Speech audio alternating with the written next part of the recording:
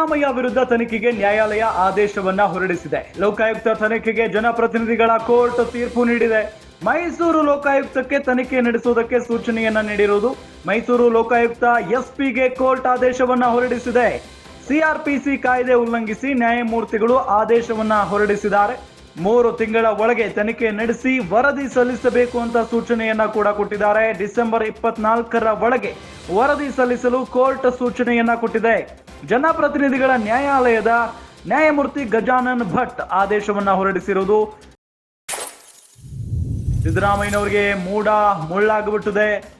ಈ ಒಂದು ಹಗರಣದಿಂದ ಅವರ ಇಡೀ ರಾಜಕೀಯ ಜೀವನಕ್ಕೆ ಒಂದು ರೀತಿಯಾದಂಥ ಕಪ್ಪು ಚುಕ್ಕೆ ಅಂದ್ರೂ ಕೂಡ ತಪ್ಪಾಗ್ಲಿಕ್ಕಿಲ್ಲ.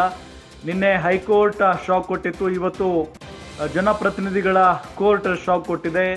ಸಿದ್ದರಾಮಯ್ಯ ವಿರುದ್ಧ ತನಿಖೆಗೆ ನ್ಯಾಯಾಲಯ ಆದೇಶವನ್ನ ಹೊರಡಿಸಿರುವುದು. ಮೈಸೂರು ಲೋಕಾಯುಕ್ತಕ್ಕೆ ತನಿಖೆ ನಡೆಸಲು ಸೂಚನೆಯನ್ನ ನೀಡಲಾಗಿದೆ. ಮೈಸೂರು ಲೋಕಾಯುಕ್ತ ಎಸ್ಪಿ ಇನ್ನು ತನಿಖೆಯನ್ನ ನಡೆಸ್ತಾರೆ.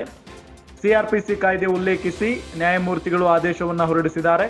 3 ತಿಂಗಳ ಒಳಗೆ ತನಿಖೆ ನಡೆಸಿ ವರದಿ ಸಲ್ಲಿಸಲು ಸೂಚನೆಯನ್ನ ಕೊಟ್ಟಿರುವುದು. ಡಿಸೆಂಬರ್ 24ರ ಒಳಗೆ ವರದಿ ಸಲ್ಲಿಸಬೇಕು ಅಂತ ಕೋರ್ಟ್ ಸೂಚನೆಯನ್ನ ನೀಡಿದೆ.